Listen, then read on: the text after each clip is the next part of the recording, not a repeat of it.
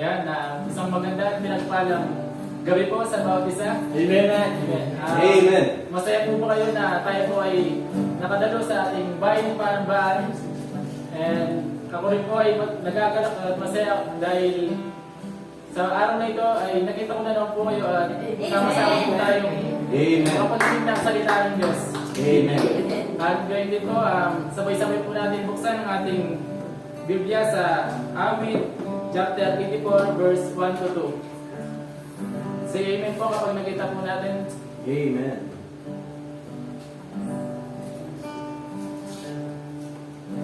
Sabay-sabay po natin basahin mga kapatid. Napakaganda ng tahanan mo, o Panginoon ng mga urbo.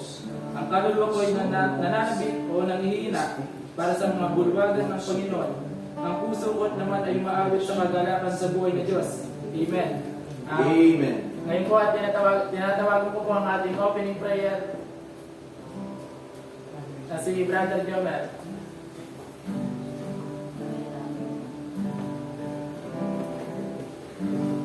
Sa maganda at pinagpalang gabi po mga kapatid. Iniimbitahan po kayong tumayo at tayo po ay sama-samang manalangin mga kapatid. Mga kapatid, tayo po yumukot manalangin. Father God in heaven, naman at makapangyarihan sa lahat. Panginoon, maraming salamat po sa araw nito, sa kalakasan, Panginoon, sa pag-iingat, sa biyaya mo, Panginoon, yung pinarami sa amin. Salamat din po, Panginoon, dahil kami po iligtas na kaparito, Panginoon, upang sumamba, Panginoon, makinig na yung mga salita, Panginoon, higit sa lahat ay magandog, Panginoon, ng mga awitin para sa inyo, Panginoon. Lord, maraming salamat po, Panginoon, sa kagandahan ng inyong loob, Panginoon. At dinadalangin ko po, Panginoon, na isadya niyo po ang bawat isa sa amin sa oras nito, Panginoon. Dalangin ko po, Panginoon, na itulungan niyo po ang bawat isa sa amin. Linisin niyo ang aming mga puso at kaisipan, Panginoon. Dalangin ko po, Panginoon, ay wala pong mga magsilbing hadlang, Panginoon, sa oras nito upang kami makapagpuri sa inyo, Panginoon. And Lord, lahat po ng aming mga isipin, ng aming mga alalahanin, Panginoon, amin pong ibinibigay ito sa inyo, Panginoon. Pinagkakatiwala, Panginoon. At dalangin ko po, Panginoon, sa oras pong ito, tulungan niyo po kami, Panginoon, ng sumamba, Panginoon, sa Espiritu at katotohanan, Panginoon. Lord, kami po nagpapakumbaba, Panginoon, sa oras nito. Lumalapit sa inyo, Panginoon, humingi ng tawad sa lahat po ng aming mga nagawang pagkukulang at pagkakasala laban sa inyo, Panginoon. Patawarin niyo po kami, Panginoon, dahil kami po nagkasala, Panginoon. Lord, dinadalaan ko din po, Panginoon, na tulungan niyo po kami, Panginoon. Puspusin niyo po kami, Panginoon, ng inyong banal na Espiritu, Panginoon, upang aming magawa ang kalooban mo, Panginoon, upang aming maunawaan ang inyong kalooban sa oras pong ito, Panginoon. At dalangin ko po, Panginoon, sa aming mga kapatid na papunta pa lamang, iingatan niyo rin po sila, Panginoon, gaya ng inyong pag-iingat sa amin, Panginoon. Dalangin ko po, Panginoon, ay makasama po namin sila sa palinabahang ito, Panginoon. At Lord, yun din sa inyong mga instrumentong gagamitin sa oras pong ito, sa gabi pong ito, Panginoon. Dalangin ko po, Panginoon, na isadya niyo po kanilang mga puso at kaisipan, Panginoon. Gamitin niyo po sila, Panginoon, ayon sa inyong kalooban. Maraming salamat po. Dalangin ko po, Panginoon, ay ito po makapagbigay ng karapat-dapat na papurit pagsamba, Panginoon, sa inyong pangalan. Grabe sa dalangin sa Panginoon Jesus. Amen. Amen. Blessed evening mga kapatid. Manatili po tayo sa ating pagkakatayo para sa ating pagkakawigan.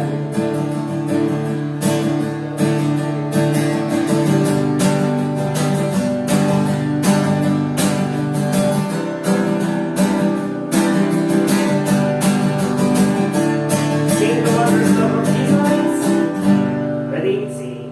Sing the wondrous love of Jesus. Sing His mercy and His grace.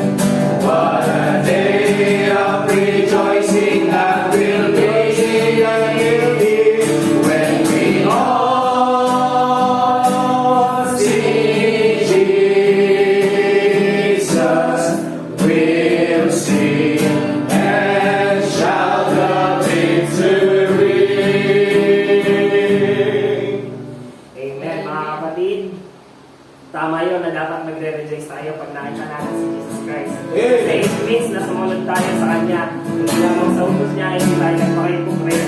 Kundi sumunod tayo na may faithfulness sa Kanya. Amen.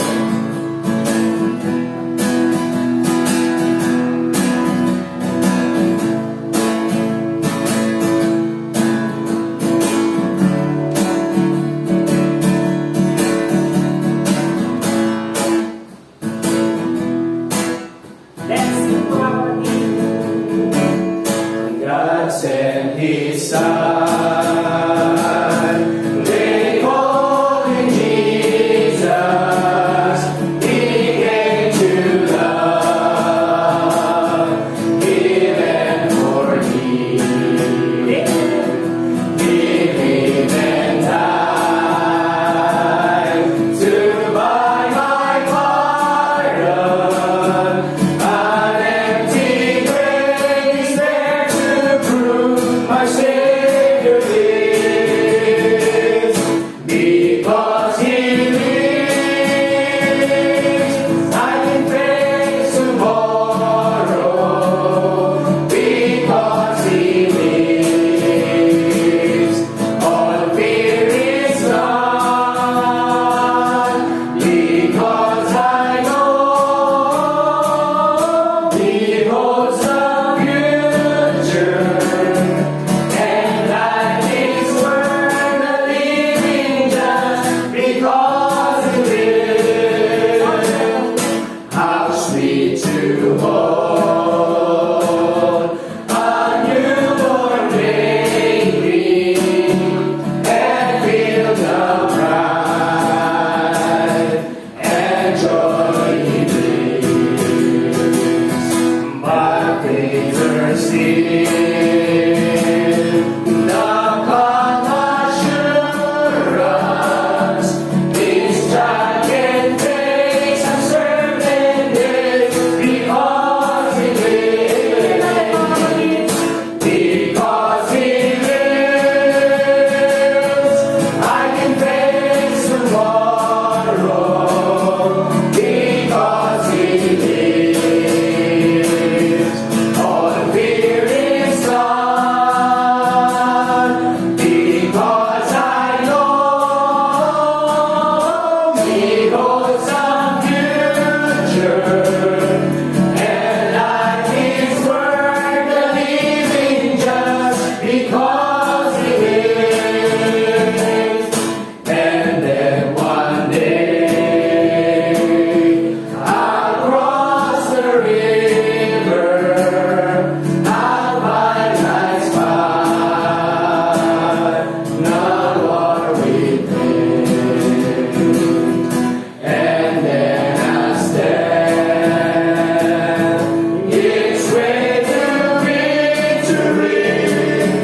I'll see the lights of glory, and I know He lives. Because He lives, I can face tomorrow. Because He lives, all fear is gone. Because I know He holds the future, and life is worth the living just because He lives. Because He lives, I can face tomorrow. Because He lives, all fear is gone. Because I know He holds the future, and life is worth the living just because He lives. Ito po yung isa sa dahilan kung bakit after tayo ising ni Jesus Christ, bakit hindi niya tayo agad binubuha mga kapatid. Kasi dahil sa Kanya, we can face tomorrow mga kapatid. And yung mga takot and yung worries natin nawawala kasi alam natin na niligtas na tayo ng ating Panginoon.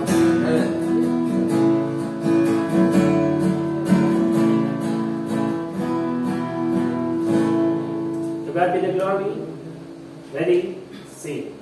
To God be the glory, great things He has done. So lovely the world that He gave us His Son, who yielded His life an atonement for sin, and opened the light gate that all may go in. Praise the Lord, praise the Lord, let the earth hear His voice. Praise the Lord, praise the Lord, let the people rejoice. Oh, come to the Father through Jesus the Son, and give Him the glory, great things He has done. Oh, perfect redemption, the purchase of blood, to every believer, the promise of God. The vilest offender would truly be released. That moment from Jesus, a pardon receives. Praise the Lord, praise the Lord, let the earth hear His voice. Praise the Lord, praise the Lord, let the people rejoice.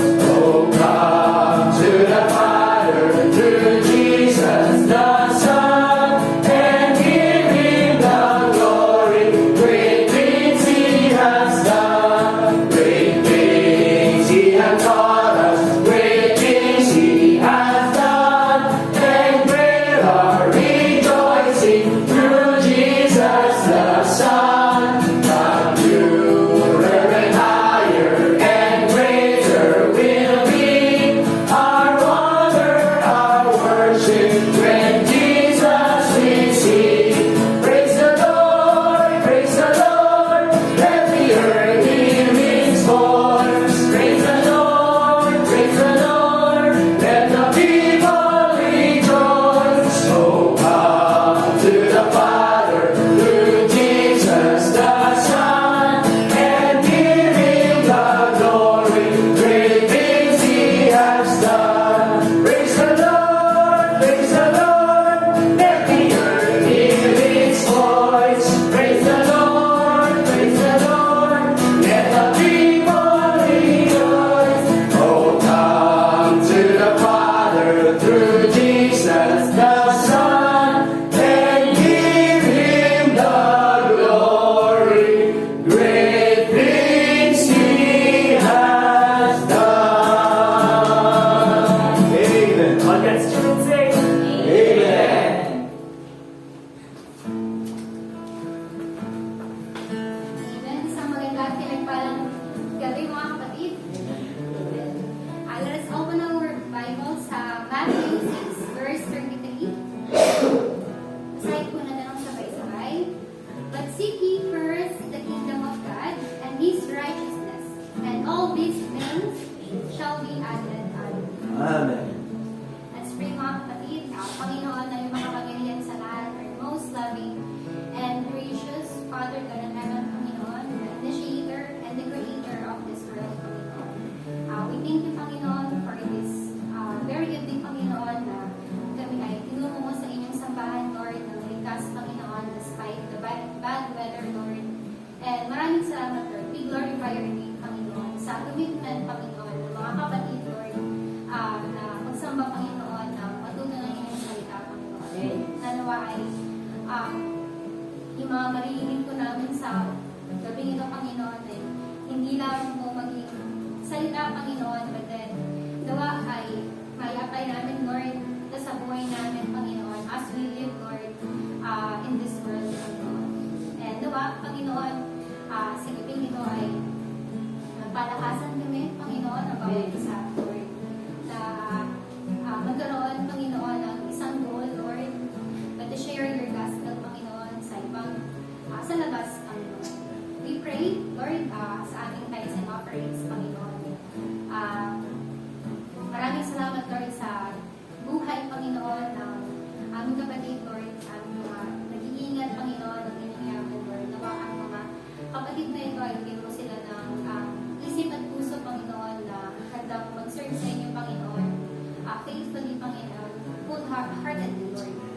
nawa ang mga kayamanan ng Panginoon ay magsilbing instrumento, Panginoon, upang mas maging mayabang, Lord, lumagawa ang inyong gawain, Panginoon. Bless them, Lord, with good health, Panginoon, and puso handang magpagamit sa inyo, Panginoon. To our pastors, Panginoon, Pastor Noy and Pastor Pix, Panginoon, we glorify your name, Panginoon, sa kanilang buhay, Panginoon, for feeding us, Lord, your word, Panginoon, na nagawin sa amin, Panginoon, na nagtuturo sa amin, Panginoon. What are the ways, Panginoon? O ano po yung way na dapat namin tahakin, Panginoon? Na matagpuan mo kaming tapat, Panginoon, na naglilingkod sa inyo, Lord. We are praying, Lord, for our pastors, Panginoon, na continue bless them, Lord, with kalakasan ng katawan, Panginoon, katatagan ng isip, Panginoon, kalakasan, Panginoon, ng unang isip, Panginoon, when it comes, Panginoon, sa pagtuturo, Panginoon, ng inyong salita, Lord. Nanawa ay sa mga ginagawa po nila, Lord, ikaw po yung magbigay sa kanila, Panginoon, ng lakas, Panginoon, sa mga ministries na kanilang hinahawakan, Panginoon, nawa ay hindi po sila mapagod, Panginoon. Lalo na, Lord, sa pag-share, Panginoon, at pag-aalaga sa aming Panginoon bilang tupa nila, Panginoon. Maraming salamat, Lord, sa bawat isa, Panginoon, sa mga kapatid, Lord, na may mainit na commitment, Panginoon, sa gawain nito, Panginoon. Naway, hindi rin po sila mapagod, Panginoon, hindi po sila nagniningas ng puso, Panginoon, to continue serving you, Panginoon, faithfully, Lord. We're also praying, Panginoon, for those who are looking for a job, Panginoon. Bless them with the heart, Panginoon, na nagbibigay, Panginoon, pabalik sa inyong biyaya, Panginoon. Bless mo po sila, Panginoon, ng trabaho, Panginoon, kung saan patuloy silang makaka-attend, Panginoon, sa inyong gawain, Panginoon, and puso, Lord, na handang magpagamit sa iyo, Panginoon. Despite the kabisihan, Panginoon, and maraming mga ginagawa, Panginoon, ikaw pa rin po yung priority, Lord. And for this evening, Panginoon, naway, yung pangalan mo lamang po yung maluwalhatian namin, Panginoon, na nawa ay marami po kang matutunan, Panginoon, at may apply namin, Panginoon, as we walk through in this world, Panginoon, na maraming karahasan, Panginoon, at kasalanan. Maraming salamat po, Lord, sa buhay ng bawat isa, Panginoon. Dahil po ang aming humingi at nagpapasalamat sa pangalan ni Jesus na aming Panginoon. Amen. Amen.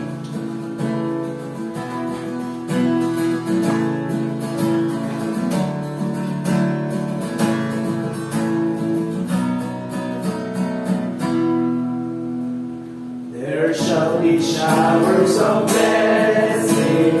This is the promise of love.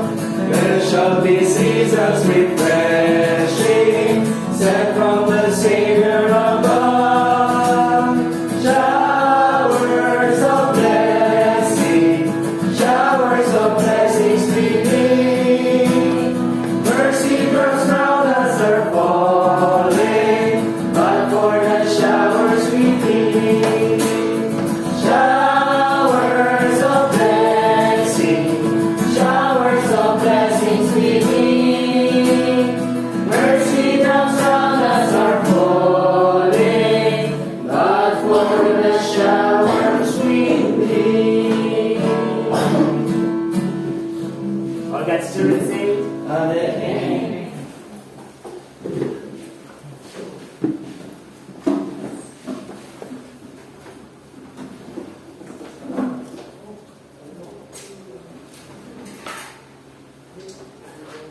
Purihin po ang ating Panginoon. Again, it is a great night para po tayo ay makapanambahan, no, sa ating Panginoon. Handa na ba tayo sa salita ng Panginoon, mga kapatid? Amen. Praise the Lord kung gano'n. No? Kung handa na kayo, put on your seatbelt. We're ready to take off. Now, mga kapatid, sa ating Brother Mike. Okay? Let us open our Bible in Matthew chapter 9, verse 18 to 26. Sabi na po dito, mga kapatid, kung babasahin natin, samantalang sinasalita niya ang mga bagay dito sa kanila, narito dumating ang isang pinuno at siya'y sinamba, na nagsasabi, kamamatay pa lamang ng aking anak na babae, dadapot halina at ipatong mo ang iyong kamay sa kanya at siya'y mabubuhay.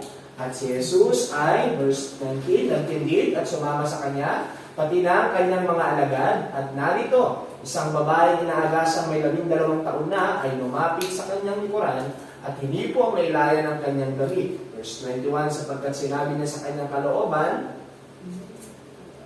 balik natin kapatid, sapagkat sinabi niya sa kanyang kalooban, kung mahipo ko man, verse 20, tuloy natin,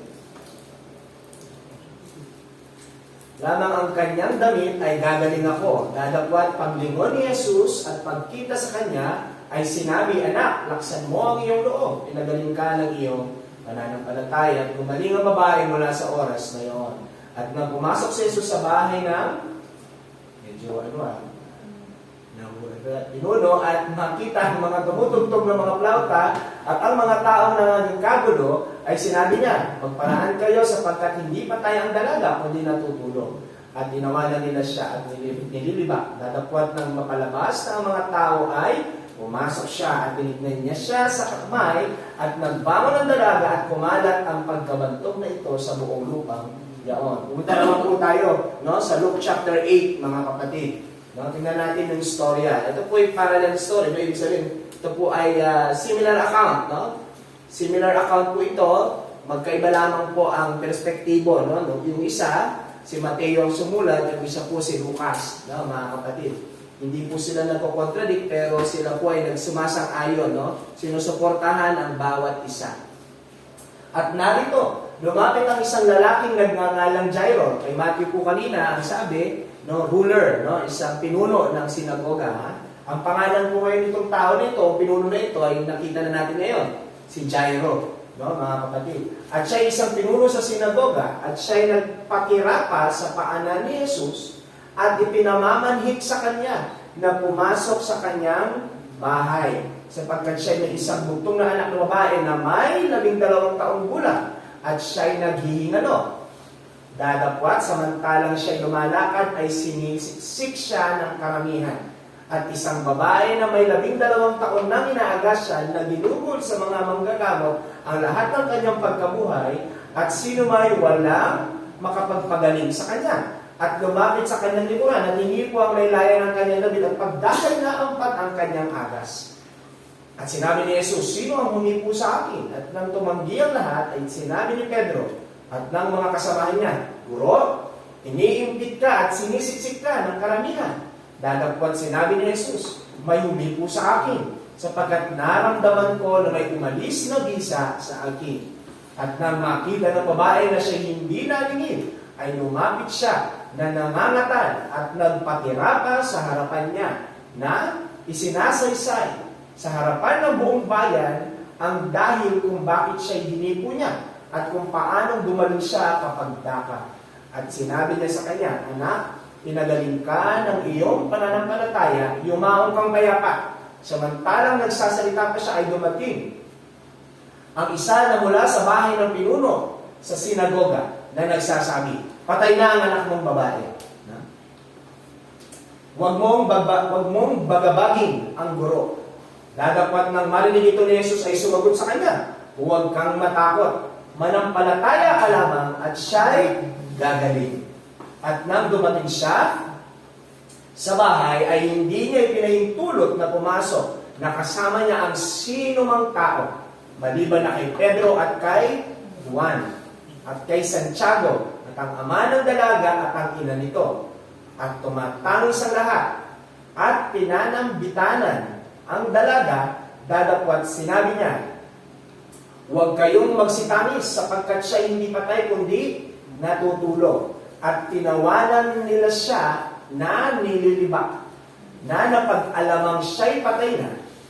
Dadapwat tinangnan niya sa kamay at tinawag na sinasabi, dalaga, magbangon ka. At nagbalik ang kanyang espiritu. At siya'y nagbangon, pagdaka, at kanyang ipinag-utos na siya'y bigyan ng pagkain. At nangagtaka ang kanyang mga magulang. Dadapwat ipinagpiling niya sa kanila na huwag sabihin kanino man ang kanyang ginawa. Pagpalain po ang pagkakabasa ng salita ng ating Panginoon. Tayo po lahat ay magsipag-yuko at dumako sa panalangin. Ama naming Diyos na banal, at makapangyarihan sa lahat. Salamat po sa inyong salita na aming kakanin ngayong gabing ito sa aming pag-aaral at pananambahan sa iyo. Nawa, O Diyos, magdulot po ito ng kalakasan sa aming mga espiritual na buhay, sa aming pananampalataya, Panginoon. Nawa, mas lalong lumalim ang aming pagkakakilala sa iyo bilang aming Panginoon, bilang aming Master, bilang aming tagapagligtas. Nawa, O Diyos, mas lalo nito kami, Panginoon, mapalakas sa aming pananampalataya na magtiwala pa higit, Panginoon, sa aming mga sa aming buhay patungo sa iyo, O Diyos, sa lahat ng aming ginagawa. Dalangin din po namin na may pagpapakumbaba na nawa, O Diyos, ang aming mga puso at isip ay hindi maging rebellious, Panginoon, sa pagtanggap ng iyong mga sala, kundi, Panginoon, ito ay maging maputing lupa na mapagtatamnan ng mga binhi na ito galing po sa inyong mga salita. Yan din po ang inyong lingkod, huwag niyo pong ipahintulot na ako'y magsalita lamang ng ayon sa aking sariling karunungan, bagkus, Panginoon, gamitin po ninyo ako ayon sa inyong kalooban, mightily and effectively, O God. In Jesus' name we pray. Amen and Amen. Purihin po ang ating Panginoon. So, ang ating pong pag-aaral ngayong gabing ito ay hindi na po natin babalikan yan o isa-isahin pa, mga kapatid, sapagkat yan po ay ipinaliwanag na sa atin, no? Ng detalyado, no? Ng ating kasamang nagtuturo, no? Dito po sa Aklat ng Mateo. So, ngayong gabi pong ito ay nais ko pong ibahagi sa inyo kung ano ang nais, no?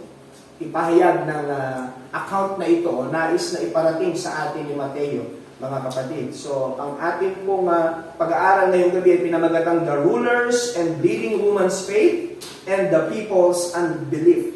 No, mga kapatid, The Rulers and Bleeding Woman's Faith and the People's Unbelief. Nabasa po natin yan in Matthew chapter 9, verse 18 to 26 and Luke chapter 8, verse 40 to 56.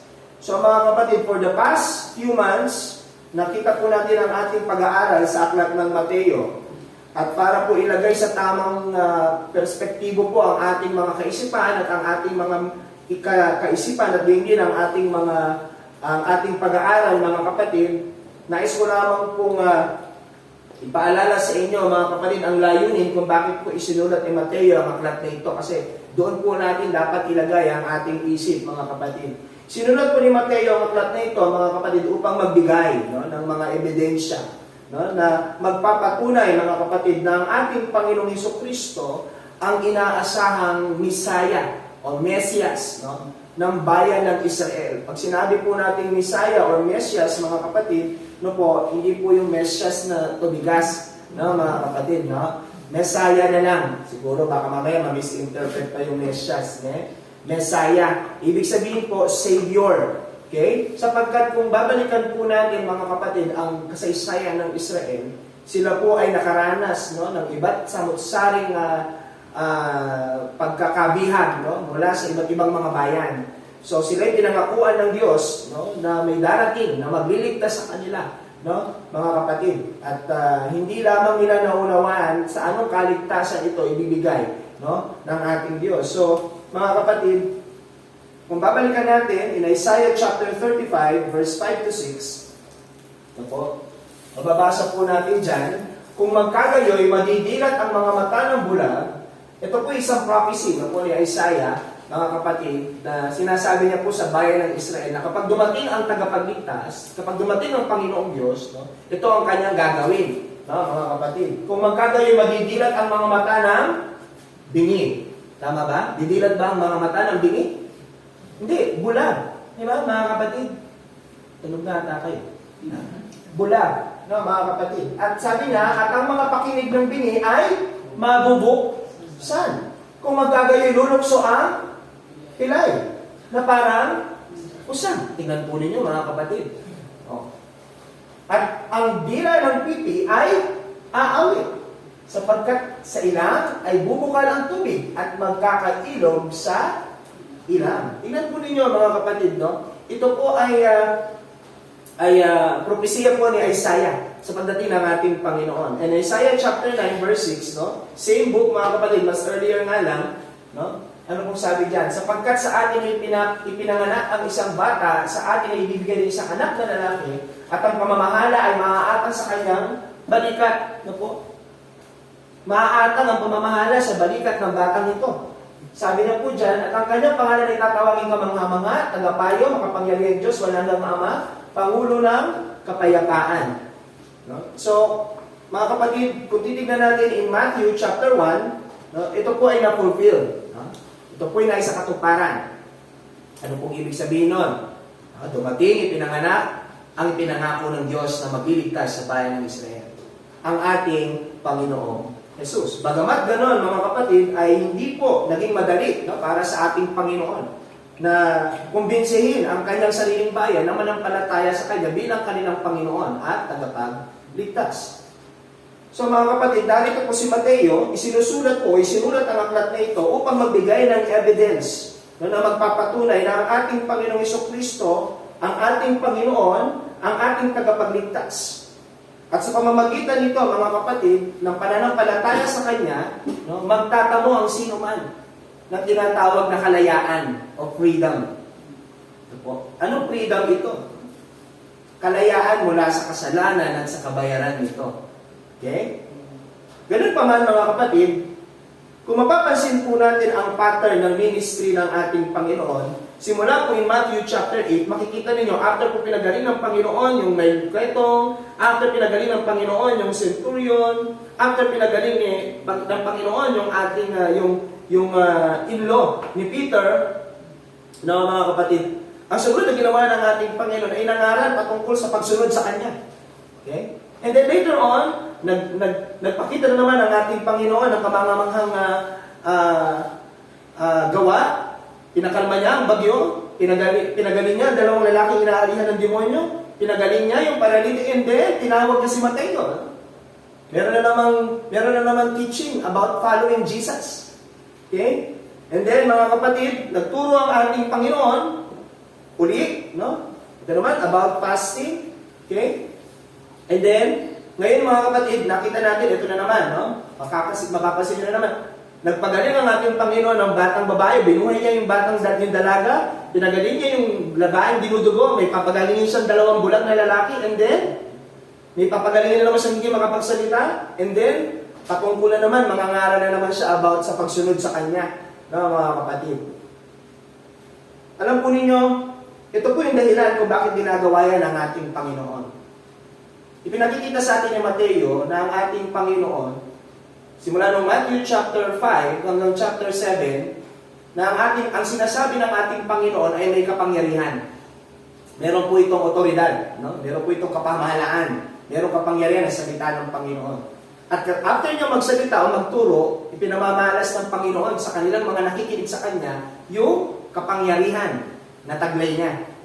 Upang after nito, mga kapatid, sila ay magdidesisyon. Mula sa ebidensya, no, na sinabi ng ating Panginoon o pinakita ng Panginoon, sila ngayon ay magdidesisyon kung susunod ba sila sa Kanya o hindi. Tampunin niyo mga kapatid, ito pong ginagawa ng ating Panginoon ay nagpapakita po, no, ng ebidensya na kung ang ating Panginoon o ang ating Panginoon ay Mesiya kaysa sa Kanyang sabihin. Pwede naman sabihin ng Panginoon na ako ang Mesiya eh. Pwede nga naman po sabihin yun. Pero instead po na i-claim ni Jesus yon, anong ginagawa niya? Nagpapakita po siya ng evidence. Evidence o ebidensya na tumutugma sa lumang tipahan. Kasi nga po, ang sabi ng ating Panginoon sa Book of John, natatandaan po ninyo, yung sinabi ng ating Panginoon, I believe in John chapter 6, sumulat si Moses patungkol sa akin. Ano sinasabi ng Panginoon sa mga Hudyo na nakakausap niya? Kung talagang nakikilala niyo si Moses, dapat nakikilala niyo ako. Yan ang sabi ng Panginoon kasi sinulat niya yung mga bagay na patungkol sa akin. Ngayon, nandiyan na siya, hindi kayo naniniwala sa Kanya. No? Nasusundan po, mga kapatid. Susundan? Amen. Nandiyan pa kayo? Amen. Kaya yung mga sinasabi ng ating Panginoon, yung kanyang mga turo at yung kanyang mga kababalaghan na ginagawa ay nagpapatunay lamang, no, na ang ating Panginoon ang siyang tunay na tagapagligtas At walang ibang tagapagligtas na makapagliligtas kundi ang ating Panginoong Hesus lamang. Kaya po sa chapter na ito pong pagpapagaling ng anak ni Jairus at ng dinudugong babae o inaagasan ng babae, kinakailangang maunawaan natin mga kapatid na ang mga kababalagan na ito ay meron pong iisang common sa story na ito. Mula pa naman nung una, in Matthew chapter 8, meron pong iisang common sa mga ito. Meron pong iisang bagay na tayong makikita. Ano po yun? Lahat po sila ay pinagaling ng dahil sa kanilang pananampalataya. Kanino? Kanino, mga kapatid? Kay Kristo. Hindi pananampalataya sa tungkod, hindi pananampalataya sa pera, hindi pananampalataya sa gamot, hindi pananampalataya sa kung anong bagay sa mundong ito, kundi pananampalataya sa ating Panginoong Hesus Kristo. So doon tayo ngayon, mga kapatid. Kasi yun yung pinamamana sila, yun yung pinakikita nila eh.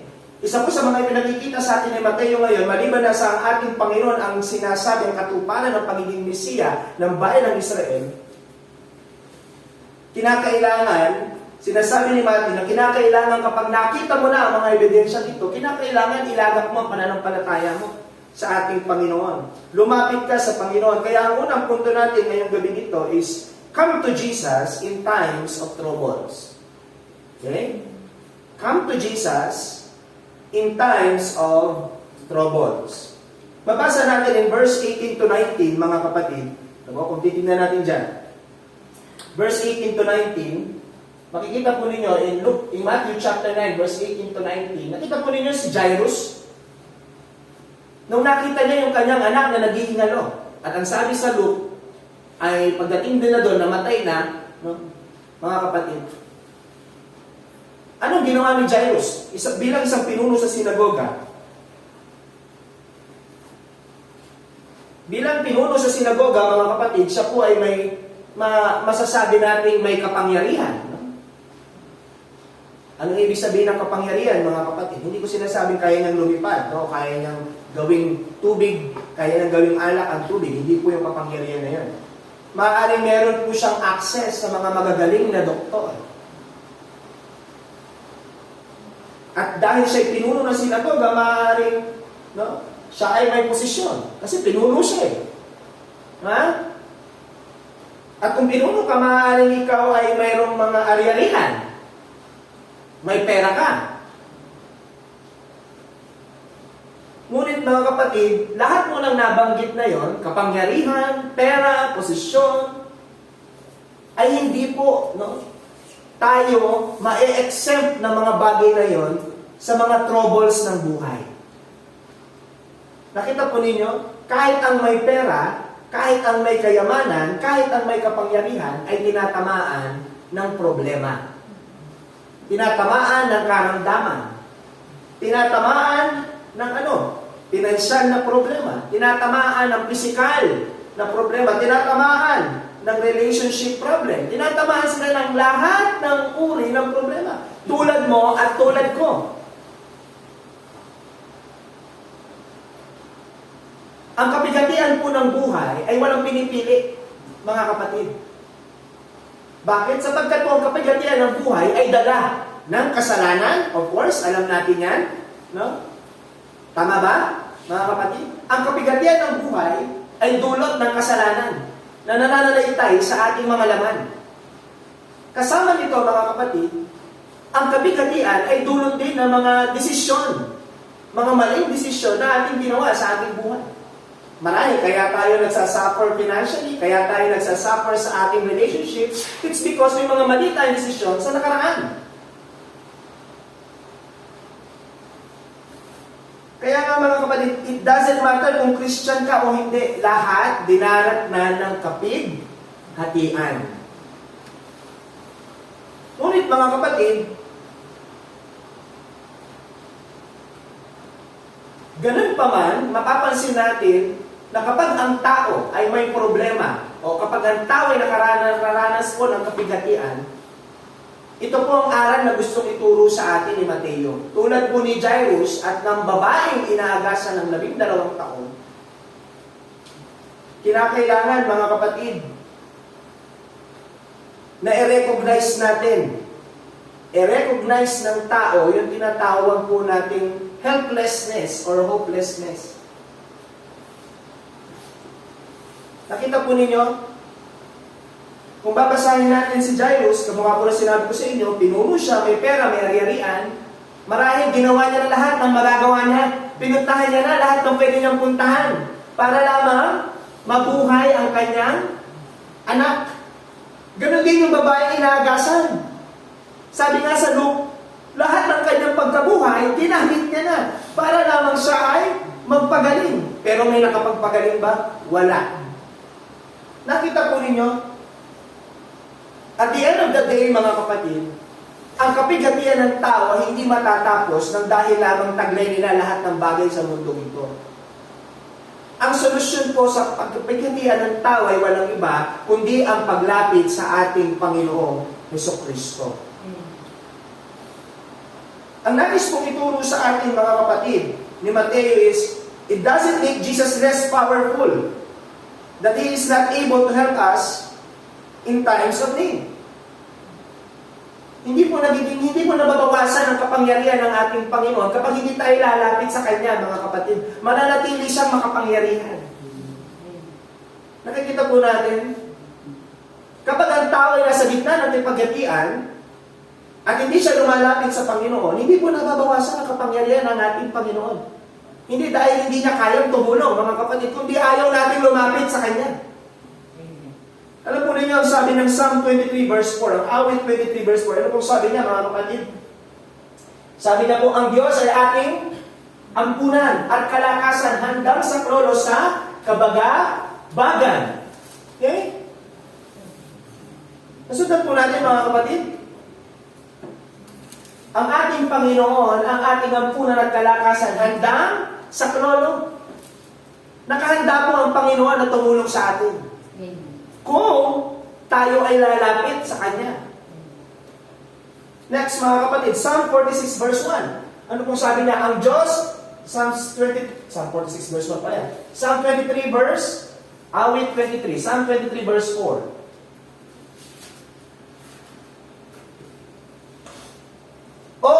Bagaman ako'y lumalakad sa libis ng lilim ng kamatayan, at wala akong katatakutang kasamaan. Bakit? Sapagkat ikaw tumutukoy sa ating Panginoon bilang pastol. No? The Lord is my shepherd, sabi niya in verse 1, ay sumasa akin. Ang iyong pamalo at ang iyong tungkod ay nagsisialiw sa akin. Kita po ninyo, mga kapatid, ang ating Panginoon po ang mabuting pastol. Kapag tayo po ay lalapit sa Panginoon, kapag tayo po ay hingi ng tulong sa Panginoon, handa pong tumulong ang ating Panginoon. Psalms 27 verse 1. Ano pong sabi niya? Psalm 27 verse 1, ang Panginoon ay aking liwanag at aking kaligtasan. Kanino ako matatakot? Ang Panginoon ay katibayan ng aking buhay. Kanino ako masisinda? Nakita po ninyo? Yan po ang katayuan ng ating Panginoon. Yan po ang katayuan ng ating Diyos. Na kapag ikaw ay nasa Diyos, wala kang katatakutan. Nasusundan po natin, mga kapatid. Sapagkat alam ng nasa Diyos kung gaano makapangyarihan ng Diyos. Na walang imposible sa Diyos na ito. 1 Peter chapter 5, verse 7. Na inyong ilagak sa Kanya ang lahat ng inyong kabilisahan, sapagkat kayo'y pinagmamalasakit niya. Ang Diyos natin ay makapangyarihan, ang Diyos natin ay liwanag, ang Diyos natin ay matibay na, sabi po doon, ay ampunan. Aba, kapatid, tingnan po ninyo. Aba, ilagak natin sa Panginoon. Ibig sabihin, lumapit tayo sa Panginoon. Ilagak natin sa Kanya ang lahat ng ating kabalisahan. Ano ba nakapagpapabalisa sa atin? Aba, ilagak mo sa Panginoon. Sabi niya, kasi nagmamalasakit po ang ating Diyos. Nagmamalasakit po ang ating Panginoon. Kung iniisip natin walang pagmamalasakit ng Diyos, nagkakamali po tayo. Sapagkat hindi po yan ang sinasabi ng Biblia. Nakita naman natin simula Matthew chapter 8 kung gaano po yung compassion ng Panginoon sa mga sinners. Di ba? Kung paano po yung habag ng Panginoon, ibinamalas niya sa mga taong nakapaligid sa Kanya. Hebrews chapter 4, verse 16. Alam po ninyo, magsilapit nga tayo may pagkakatiwala sa luklukan ng biyaya upang tayo magsipagtamo ng awa at makasumpong ng biyaya upang tumulong sa atin sa panahon ng pangangailangan. Kailangan natin lumapit. Kaya nga si Jairus at ang babaeng inaagasan ng 12 taon, nang marinig nila ang ating Panginoon, nang makita nila ang kababalaghan na ginagawa ng ating Panginoon, marinig lamang mula sa gilay ng mga tao na kapaligid sa kanila yung ginagawa ng Panginoon, nakita na po nila mga kapatid na kahit anong meron sila ay hindi po solusyon at makapagbibigay ng solusyon sa kanilang problema.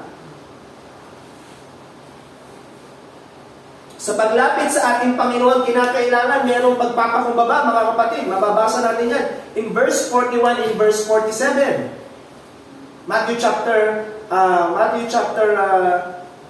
Luke chapter 8, verse 41 and 47. No?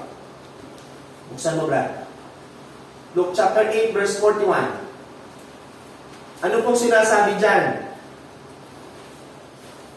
Balikan mo lang yung mga nasa taas, kapatid. Nandun siya. Yung Luke 8, 41 to 56. Yan po lang yan. Yan. Tingnan po ninyo. At narito, lumapit ang isang lalaking nagngangalang Jairo at siya'y isang pinuno ng sinagoga at siya'y patirapa. Narinig po ninyo sa nangangaral ng mga nakaraang linggo, mga kapatid, na ito pong ginawa ni Jairo na ito ay pagkilala, no, sa ating Panginoon. At hindi lamang yon, ito po ay isang simbolo. Sa kabila ng pagkilala niya sa Panginoon, siya po ay nagpatirapa bilang pagpapakita ng baan ng loob. Kasi hindi tayo pwedeng lumapit sa Diyos na mataas pa tayo sa Diyos. Pwede niya sabihin sa ating Panginoon, Jesus, pagalingin mo ang anak ko sa tagat ako'y pinunong sa sinagoga. Pwede niya bang gawin yun? Pwede. Pero nakita nyo, mga kapatid, the Lord does not regard any position. Hindi po tinitignan ng ating Panginoon ano ang iyong posisyon o ano yung kalagayan sa buhay. Kapag ikaw ay nasa gitna ng kapigatian, magpakumbaba ka at lumapit ka sa Panginoon at ikaw kanyang tutugunan. Verse 47.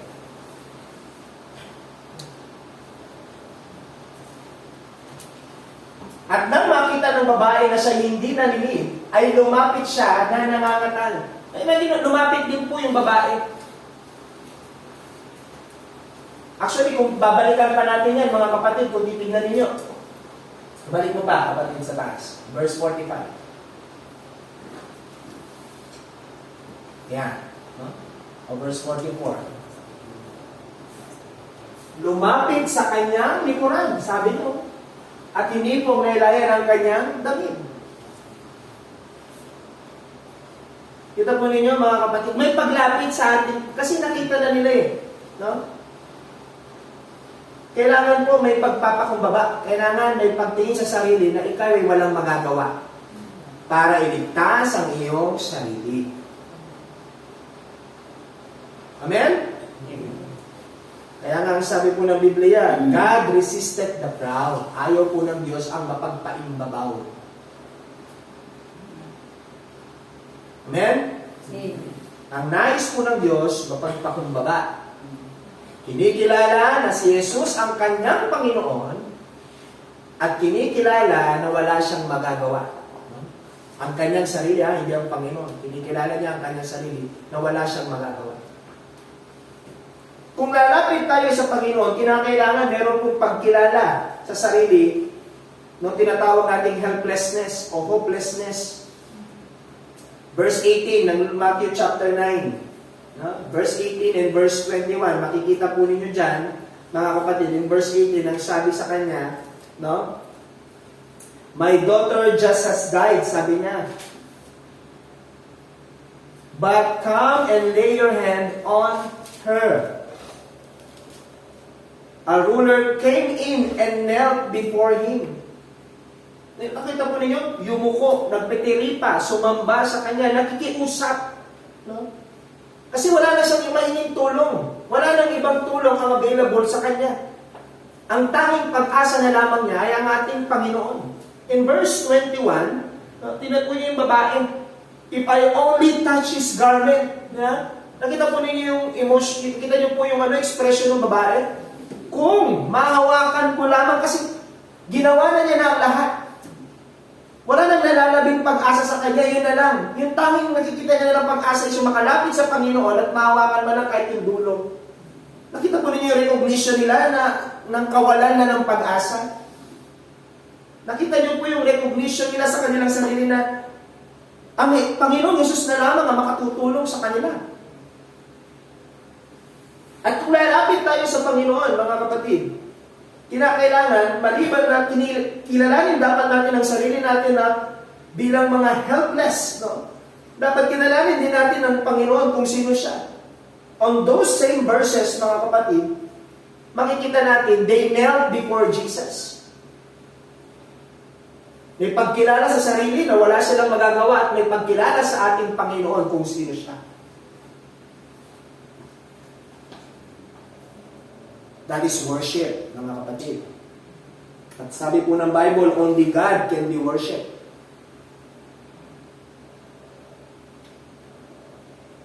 Kasi maliwanag pong sinasabi ng salita ng Panginoon, sila nagsipagtiripa at sumamba sa Kanya.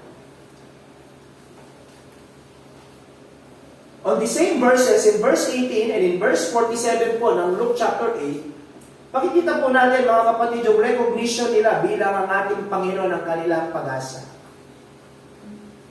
In verse 18 ng Matthew, sabi niya, ipatong mo lang ang iyong kamay. At siya'y maliligtas at mabubuhay mo. Yun lang. Kaya nga mga kapatid, kung tatanungin natin ang ating mga sarili, sino ang mas dakilang pananampalataya?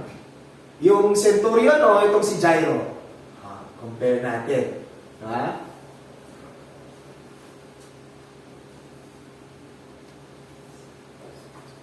Sino kaya may dakilang pananampalataya sa kanila? Abay, syempre, kung titignan natin, pareho silang may faith, mga kapatid, no? Pero kung meron kang naisundan, ay dapat mas maganda yung faith ng centurion ang sundan mo.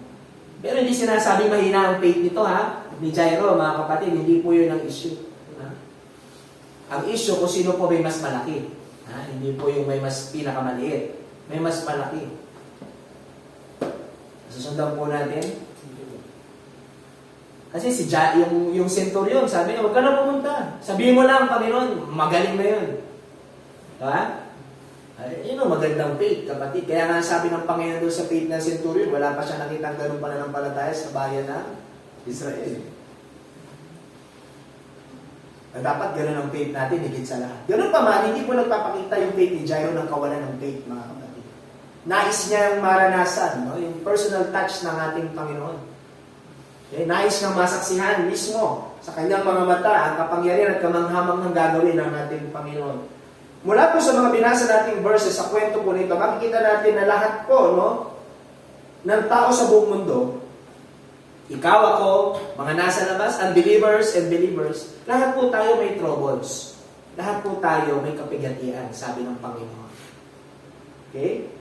Lahat tayo dadaan dyan.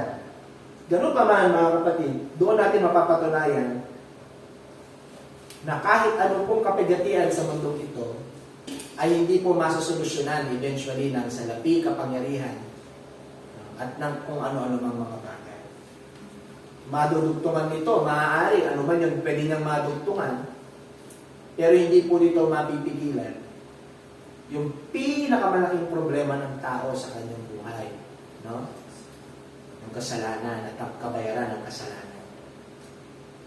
Kaya nga mga kapatid, kapag tayo ay nasa kapigatian, gayahin natin si Jairus, gayahin natin yung babaeng inaagasan, lumapit tayo kay Jesus.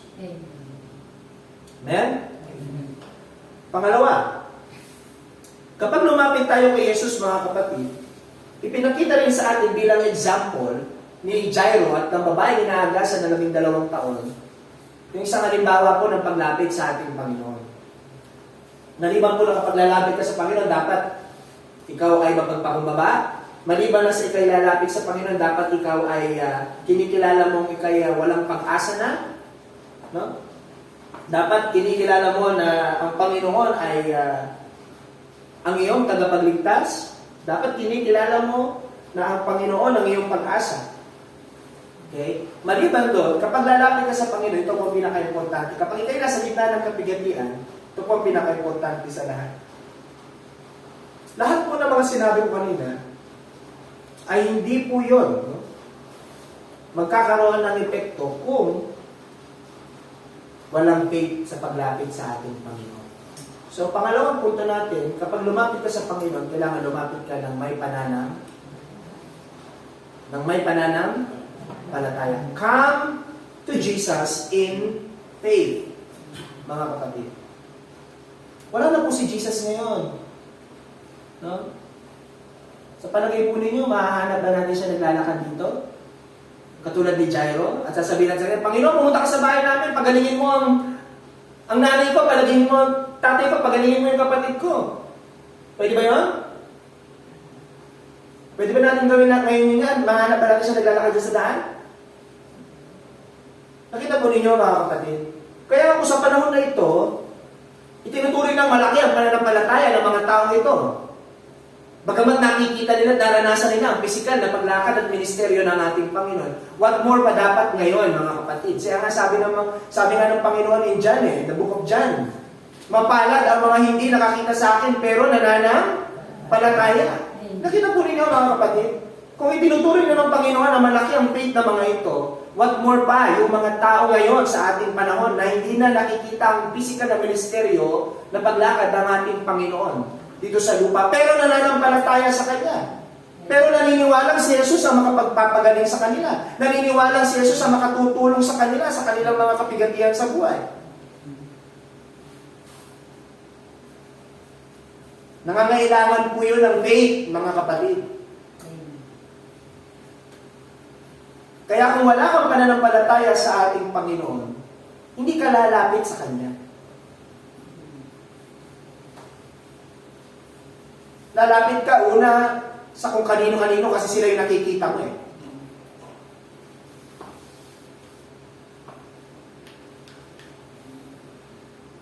Hindi ka lalapit sa Panginoon kasi hindi mo siya nakikita. Pero kung ikaw ay may pananampalataya sa ating Panginoon, ang una mong lalapitan kapag ikaw ay may problema at kapigatihan, ay walang iba kundi ang ating Panginoon. Mananalangin ka sa Kanya, nadalhin ka sa mga tamang tao. Nagagamitin ng Diyos sa mga tamang tao para tulungan ka sa problema at kapigatihan mo. Amen? Hindi ka muna lalapit sa mga tao at kapag lumapit ka sa mga tao at wala nakatulong sa iyo, ka palang lalapit sa Panginoon. Mali yun. Yun po ikaw wala ng pananampalataya. Lalo na Kristiyano tayo, mga kapatid. Ang unang lalapitan mo, sino? Ang Diyos. Panginoon ang unang mong lapitan. Humingi ka ng tulong sa Panginoon. Humingi ka ng karunungan sa Panginoon. Hingin mo yung mga tamang tao sa buhay mo na tutulong sa iyo sa panahon ng iyong kapaghatian. Yun ang tamang gawin, kapatid. Amen? Amen. Kaya mga kapatid, in verse 18, in verse 19 ng Matthew chapter 9, and even in Luke chapter 8, verse 50, may mga tao po na lumalapit kay Jesus para lang sa resulta. Interesado sila sa ibibigay ni Jesus. Interesado sila sa resulta. At yun po ang nakakalungkot. Lumalapit sila kay Jesus, hindi dahil meron silang faith kay Jesus. Lumalapit sila kay Jesus kasi merong resulta. After sila doon sa result. After sila doon sa kapangyarihan ni Jesus.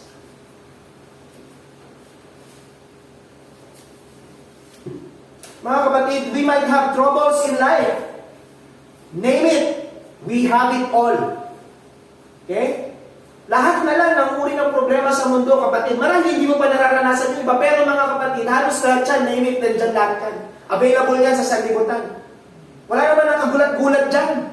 Sa lahat ng karamdaman, wala naman nakagulat-gulat kasi nandyan na yan, magmula pa noon.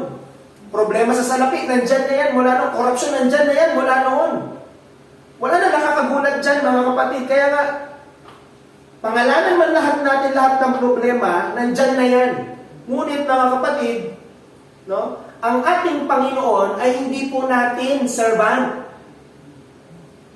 Tandaan po ninyo, tandaan po natin yan. Si Jesus ay hindi po servant. Hindi po natin siya servant, hindi po natin siya tagapaglingkod. Si Jesus po ay hari na nagbigay lamang at nagparana sa atin ng kanyang kahabagan. Hindi, Pastor, sinabi niya, He came to serve. Yes! He came to serve. At alam natin kung anong service yung ginawa ng ating Panginoon. Hindi ibig sabihin na service, mga kapatid, na dumating ang ating Panginoon dito, hindi ibig sabihin nun that we are the one who make demands. Hindi tayo yun, mga kapatid. Na kapag nakita natin, oh, the Lord came to serve. Now, Lord, bigay mo sa akin ito because this is what I want. Wala tayo sa posisyon, mga kapatid, para mag-demand sa ating Panginoon.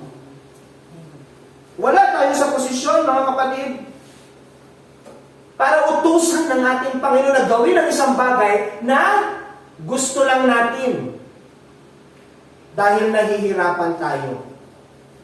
Maliwanag po ang sinasabi ng Bible, mga kapatid. We ask, and it shall be given. Humingi ka. Hindi ka magdademand. Hihingi ka. Tama? Pag may kailangan tayo, anong kailangan gawin? Utusan ng Panginoon na ibigay sa atin? Hindi. Hingin mo. You plead. You cry. You ask for help.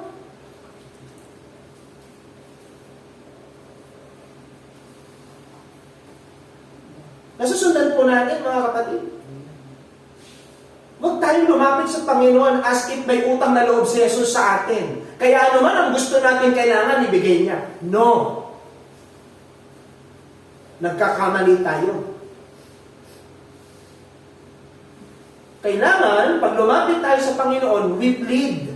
Nakikiusap tayo. Hihingi tayo. Kung kinakailangan natin umiyak sa harapan ng Panginoon, iiyak natin sa harap ng Panginoon.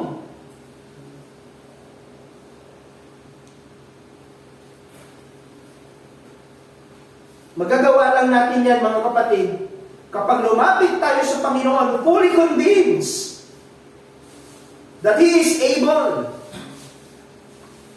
Naniniwala ba tayo na kaya gawin ng Panginoon ang nais niyang gawin? Sa lahat ng panahon? Diyos ka sa amin? Nakuha po ninyo, mga kapatid?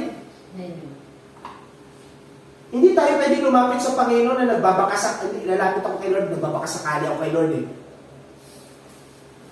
Wala pong Kristiyano ang lalapit kay Jesus na nagbabakasakali. Kapag ang isang Christian lumapit kay Jesus, kailangan yung Christian lumapit sa Kanya na fully convinced, fully persuaded. Ano niyo po ibig sabihin nun, mga kapatid? Faith. Pag sinabi po na fully persuaded at fully convinced, ibig po sabihin nun, faith, buo kang pusong nagtitiwala sa Kanya na kaya niyang gawin. Yung hinihingi mo, kaya niyang gawin yung ipinapanalangin mo. Romans chapter 4, verse 18 to 21. Basa. Ay, wala pala tayong taga-basa. Flash mo. Nangihina na yung siya na sumasampalataya na nasa pag-asa, laban sa pag-asa upang maging ama ng mga maraming bansa ayon sa sabi, magiging gayon ang iyong binhi at hindi humina sa pananampalataya na ipinalagay man ang kanyang katawang tulad sa mga patay. Gayon siya'y may mga 100 taon na. At ang pagkabaog ng bahay bata ni Sarah, kundi sa pagtingin niya sa pangako ng Diyos ay hindi nag-alinlangan sa pamamagitan ng di pananampalataya, kundi lumakas sa pamamagitan ng pananampalataya na nilalahati ang Diyos at lubos, fully convinced at lubos na nanalig na ang Diyos na nangako ay may kapangyarihang makagawa noon. Nakita po ninyo mga kapatid? Ibalik mo kapatid. Kita niyo po ito? Ay hindi nag-alinlangan sa pamamagitan ng kawalan ng pananaw. Tandaan po ninyo mga kapatid, ang pag-aalinlangan ay isa pong demonstration o pagpapakita ng walang pananampalataya. Kapag ikay may pag-aalinlangan sa paglapit mo sa Diyos, parang sinabi mo na rin sa Diyos na hindi ako naniniwala sa iyo. Nasusundan po ninyo mga kapatid. Pero tignan niyo po si Abraham. Siya po ay fully convinced.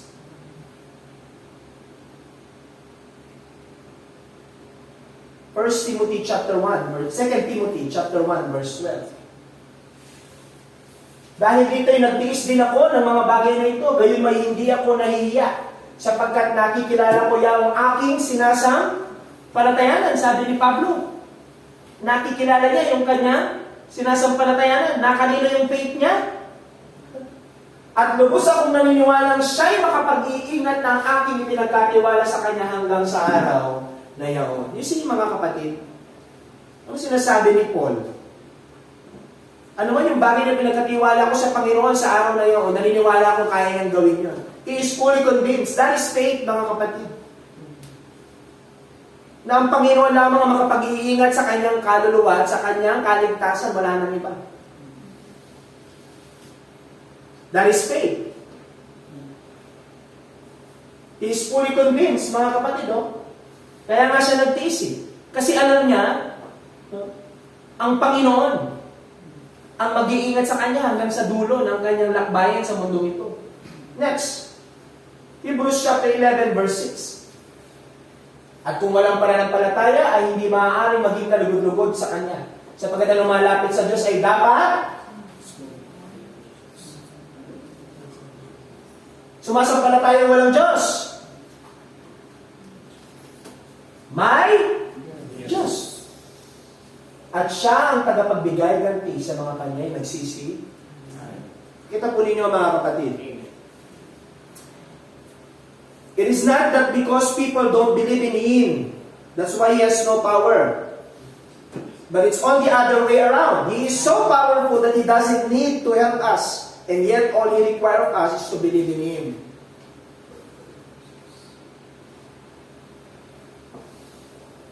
Ito po sinabi ko mga kapatid. Minsan nagtatanong ang mga tao, kung may Diyos, bakit niya ako hinahayaan ng ganito? Hindi dahil sa hindi po makapangyari ng Diyos, kaya ka nagsasuffer. O kaya tayo nahihirapan o dumaranas ng kapigatian.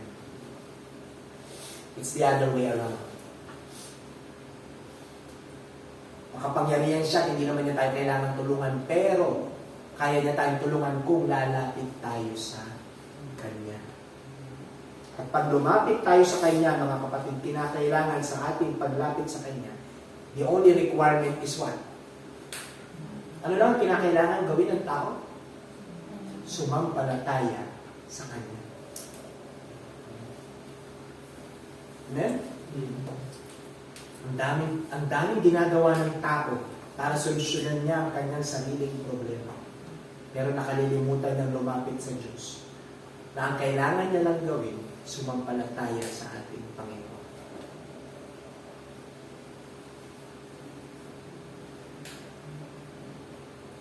Huwag po tayo maging tulad ng mga tao sa bahay ni Jairus. Nakita niyo po yung mga tao sa bahay ni Jairus, mga kapatid? Nung sinabi ng Panginoon na hindi pa patay ang iyong anak, natutulog lamang siya. Parang sinabi niya lang yung katabi mo ngayon na natutulog. Tingnan mo. O, di ba? Parang yan lang yung anak ni Jairus. Ang sarap ng tulog. Kasi malamig eh. Ay, hindi. Wala palang tulog. Wala po. Gising lahat sila. No? Update. Gising pa sila. No? Nasusundan po? Matinignan pa ng kapatid. Nasusundan po natin mga kapatid. Ha? Huwag po natin gayahin ang mga tao sa bahay ni Jairus. Nung sinabi ng ating Panginoon na hindi pa patay ang iyong anak, natutulog lang siya. No? Anong ginawa po ng mga tao? Nagsitawa lang po sila. Yung tawa nila, mga kapatid, hindi po yung tawa dahil nakapanood sila ng Wally Jose at saka Paulo. Hindi po ganun. Yung tawa po nila nanlilibak. Alam niyo po yung nanlilibak? Yung tawang nangaasal? Tawang, ano po yung tawang nang-iinsulto?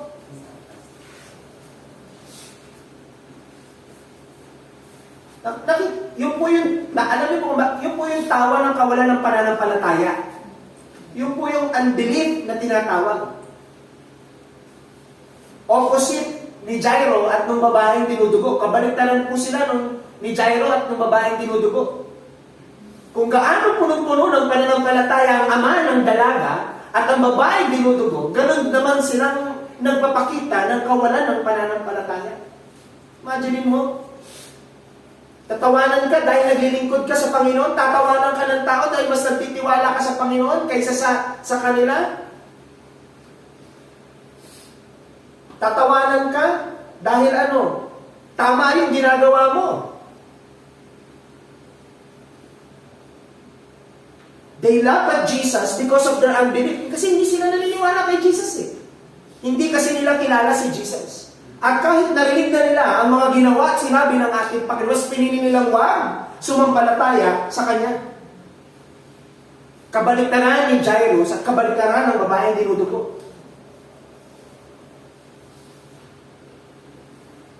Mga kapatid, pag lumapit tayo sa Panginoon, gayahin po natin si Jairus. Gayahin po natin yung centurion. Gayahin natin yung dinudugong babae. Gayahin po natin ito, yung paralytic man. Gayahin po natin. Itong mga nagsilapit sa ating Panginoon, lumapit po sila ng may pananampalataya. Come to Jesus in faith. Hindi na po natin makikita si Jesus na naglalakad dyan. Mga kapatid, sa pananampalataya, ang paglapit natin sa ating panahon na ito, na meron tayong mga kapigatian sa ating Panginoon, ang magpapakita ng mas malakas at masigasig na pananampalataya. Gayahin po natin si Abraham, hindi nagpakita ng kawalan ng pananampalataya. Bagamat siya 100 taong gulang na, no? Hindi siya, nung sinabi ng Panginoon na magkakaanak siya, hindi siya nagdalawang isip. Kasi ang pagdadalawang isip ay ano? Kawalan ng pananampalataya. Kaya pag nanalangin ka mamaya, kaya pag nanalangin tayo mamaya, manalangin tayo ng may buong pananampalataya. Lumapit tayo sa trono ng Diyos na may buong pananampalataya. Na walang pagdadalawang isip na, Panginoon, kung kaya mong pagalingin, Panginoon, pagalingin mo. Panginoon, kung pwede mo akong i-bless, Panginoon, tulungan mo ako. Bigyan mo ako ng karunungan kung paano ko aayusin ang sarili ko. Nasusundan po natin, mga kapatid. Kung kaya mo akong ayusin, kaya ka talagang ayusin nito, ayaw mo lang magpaayos. Mamili ka, si Lord aayos sa'yo, ako. Same lang yun ah. Si Lord at saka ikaw, mali yun. Hindi po ako siguro. Mali. Diba? Huwag po yun. Susundan po ninyo mga kapatid. Huwag. Dahingin natin na sa Panginoon manalo. Amen? Pangatlo mga kapatid. Pag lumapit tayo sa Panginoon, huwag lang tayo lumapit mga kapatid ng may pananampalataya. Okay? Pag lumapit tayo kay Jesus, believe that you already received.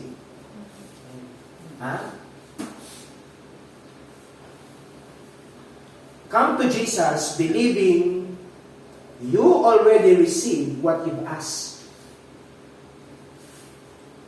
Balikan natin, kapatid. Matthew chapter 9, verse 21. Verse 18 muna. Verse 18. Tingnan niyo po yung statement ni Jairus, ha, kapatid. Obserbahan niyo pong mabuti. Yung ating pong kapatid sa PowerPoint, nakikibaka siya sa laptop. Kasi kusa pong gumagalaw yun. Kaya maririnig niyo, kinakarati niya yung laptop. Kasi kusa pong gumagalaw, nakikibaka siya, Panginoon, tulungan mo ako dito. Nilalapit niya na po yan sa Panginoon. Di ba, gumalaw na naman. Balik natin. Verse 18. Tingnan po ninyo. Obserbahan po ninyo, ha. Samantalang sinasalita niya ang mga bagay nito, narito dumating ang isang pinuno at siya'y sinamba at nagsasabing, mamamatay malaman ng aking anak na babae. Dadapwat, halina at ipatong mo ang iyong kamay sa kanya at nakita niyo po yung statement niya? Hindi niya po sinabi, ipatong mo ang iyong kamay at baka sakaling mabuhay siya. Hindi. Lumapit si Jairus sa ating Panginoon claiming what he is asking for. Panginoon, ipatong mo yung kamay sa kanya at mabubuhay siya.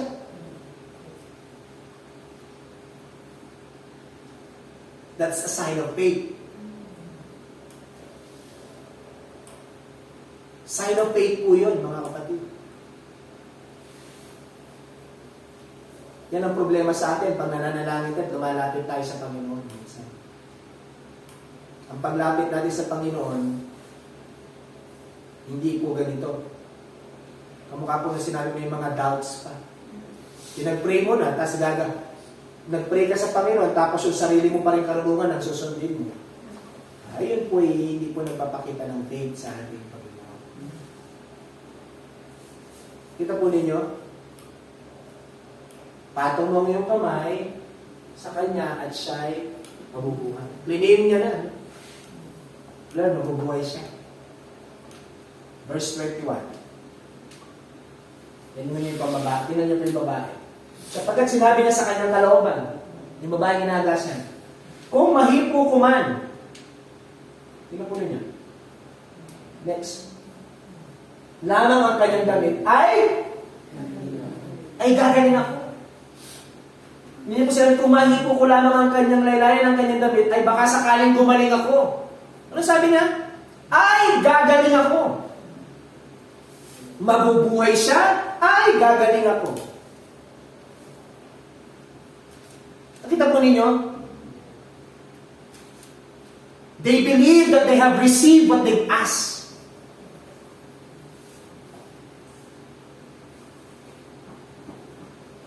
Kasi alam nila, Jesus is able. Amen? Based sa kanilang narinig, based sa kanilang nakita, napatunayan na nila, mga kapatid, that Jesus is able. That nothing is impossible with Jesus.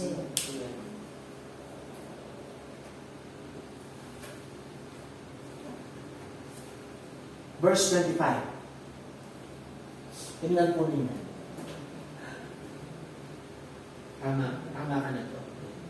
Dapat na magpalabas sa mga tao ay next month. Nagbangon ang nabuhay ba? Nabuhay.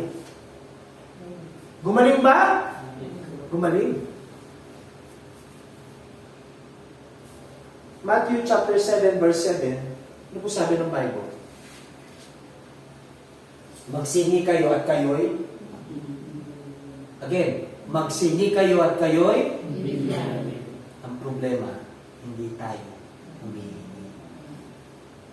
Bago tayo humingi, sinabi sa iyo, mag-pray. Pag-pray natin.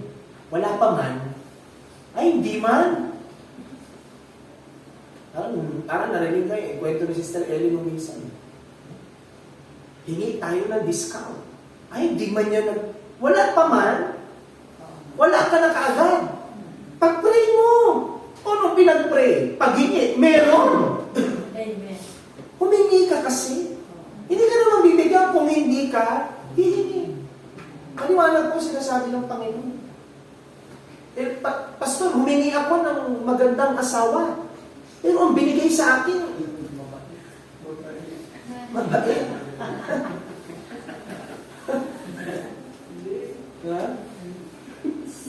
Sabi ni Genesis, ang mabait kasi. Parang may ibig sabihin si Genesis na. Parang sinabi mo hindi siya maganda. Ikaw dyan sino ba? Si brother ang talaga. Brother Joel talaga. Kukunin nyo. So, humingi po ako sa Panginoon ng ito, pero hindi naman po niya binigay. Mark chapter 11, verse 24. Marcos 11:24. Sabi dyan, kaya nga sinasabi ko sa inyo, ang lahat ng mga bagay na inyong idadalangin at hiningi ay magsisampalataya kayo na inyo ng tinanggap at inyong kakamting. Kapag nanalangin ka sa Panginoon, whether ibigay man ng Panginoon yan bukas, sa makalawa, o sa darating na panahon, believe that you have received what you prayed for.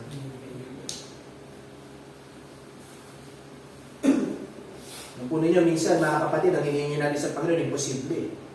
Alam po ninyo, Panginoon, bigyan mo ko 1 milyon, pero tamad. Kalooban ba ng Panginoon yan? Ibibigay kayo ng Panginoon yan, mga kapatid, talaga yun. Eh, sabi mo, Pastor, manamadalagaya lang ako kung anong hiningi ko, dadalangin ko, bibigay ni Lord eh. Ibibigay kaya ni Lord yun? Lord, bigyan mo akong 10 million. Kasi ayaw ko magtrabaho. Ibibigay kaya ni Lord yun? You see, minsan sa kapilosopuhan ng mga tao,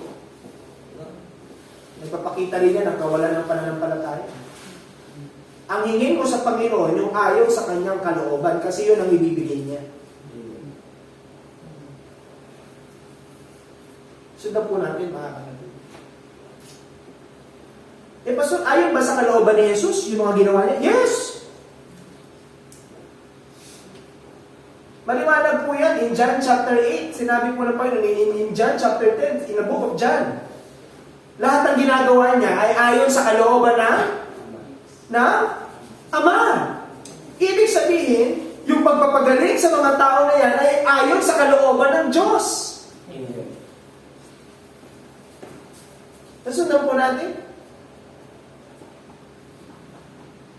Kaya mga kapatid, dyan pa lamang, no po, dito pa lamang, yan po, ilang beses pa tayo makakakita ng mga pagagalingin ng ating Panginoon. Iisa lamang po ang tinuturo niyan sa atin.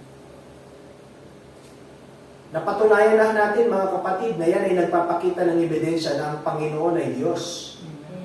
Napatunayan na natin sa mga nakalipas sa pag-aaral na yan ay nagpapatunay kung gaano makapangyarihan ang ating Panginoon. Ngayon, mga kapatid, anong application niyan sa atin? Ito ang application niyan sa atin. Ngayon, nakita natin na ang Panginoong Yesus ay Diyos na makapangyarihan sa lahat. Eh, mga kapatid, come to Jesus. Kasi walang saysay na malaman natin na makapangyarihan si Jesus, na siya ay Diyos, kung tayo sa ating mga puso't buhay bilang mga Kristiyano ay hindi lalapit sa Kanya at mananiwalang kaya niyang ayusin ang anumang problema at kapigatian sa buhay natin. Kaya maliban po sa pagbibigay ni Mateo ng ebidensya patungkol sa ating Panginoon, tignan natin, paano natin ito i-apply sa buhay natin. Mga kapatid, no? Number 1, come to Jesus in times of trouble. Yan, ma-apply mo yun dyan. May trouble ka ba ngayon? May pinagdadaanan ba tayo ngayon? Ay, come to Jesus. Jesus baka mamaya po may kumatok sa bahay. Hindi po ako si Jesus. Kapag nakalapit ka na kay Jesus, doon mo pupuntahan. I-share mo sa akin, ano ang binulong sa iyo? Nung kapitbahay mo, hindi ni Jesus. Nasusundan po ninyo. Pangalawa, come to Jesus in faith. Pag lumapit ka kay Jesus, kailangan lumapit ka ng may pananampalataya. Pangatlo, come to Jesus believing you already receive. Amen? So, pag nanalangin tayo mamaya, ang maririnig ko lang, mga kapatid, I claim in the mighty name of Jesus. Yung i-claim mo, yung tama ha, kapatid. Baka i-claim mo yung pinalunan mo sa loto.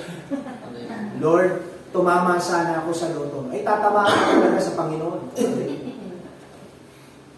Nasusundan po ninyo, mga kapatid. Mga kapatid, pray and come to Jesus as hopeless as Jairus and the bleeding woman.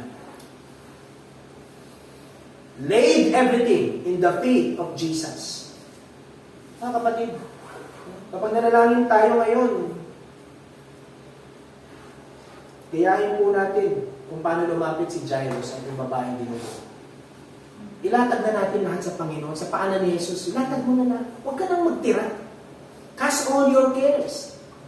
Diba? All. Ilatag mo na, Lord, ito na lahat. Ang bigat, Lord, ito na lahat. No? Ito na lahat. Cast everything on the feet of Jesus, leaving nothing except our faith in Him. Ang iwan mo lang, yung pananampalataya mo sa ating Panginoon. Bigay mo na sa Kanya lahat. Amen?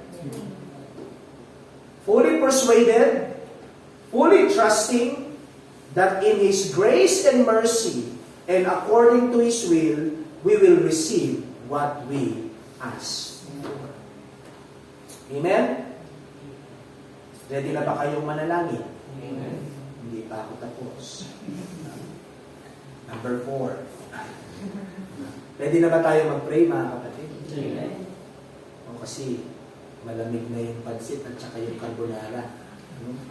So, maalis lang. No? Kaya binilisan ko lang. 1.5 hour lang. Dapat 3 hours to. Pero, kasalanan po ito ng mga kapatid. No? Sabi ko mabilis lang pero ewan ko. No? Purihin po ang ating Panginoon. Let us all bow our head and let us pray. Father God in heaven, salamat po sa inyong mga salitang aming napag-aralan ngayong oras nito. Panginoon, mula nawa sa mga salitang ito ay nagdulot ito ng kalakasan sa bawat isa sa amin at kung magamit namin ito bilang mga Kristiyano sa aming lakad at pananampalataya sa araw-araw. Panginoon, sa aming pong pagdako sa pananalangin ngayong oras nito, kami po ay inyong gabayan at paalala po niyo sa amin na kami lumapit sa inyo na may pananampalataya. Na kami po ay lumapit sa inyo na naniniwala ibinigay na po ninyo ang kasagutan sa aming mga panalangin na ayon po sa inyo kalooban. In Jesus' name we pray. Amen and amen. Purihin po ang ating Panginoon.